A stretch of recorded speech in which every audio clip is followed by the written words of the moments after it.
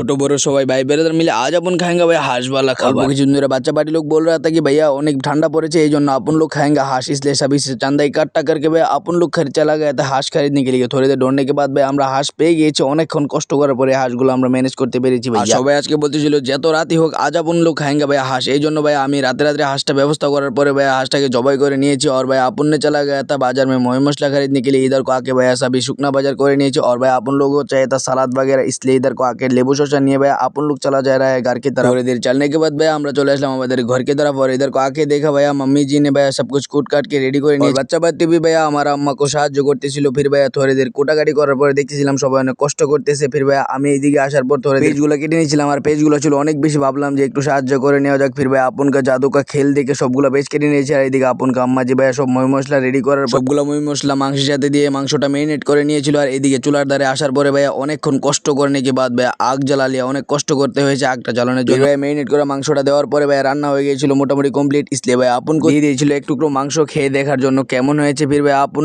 Test करके देख रहा था लवण वगैरह ठीक है क्या नहीं। भाई মাংস भी हो गया था और लवण वगैरह परफेक्टली था। और খাওয়ার সময় হয়ে গিয়েছিল, সবাই সেই জায়গায় ছোট বড় বসে গিয়েছিল। বাচ্চা পার্টি के साथ भाई अपन भी बैठ गए नीचे खाने के लिए। গামলা দেখে আপনারা কিছু মনে করবেন না, আমি প্রথম খাবারটা প্লেটে নিয়েছিলাম, কমফোর্টলি ভাবে খেতে পারছিলাম না, इसलिए भाई ले लिए इस गमले के अंदर। बहुत देर खाना ला पट्टी के बाद भाई अपन लोगों का खाना हो गया था खत्म। और आज बहुत अच्छा लगा और आप सभी को आज के लिए करते हैं बाय बाय।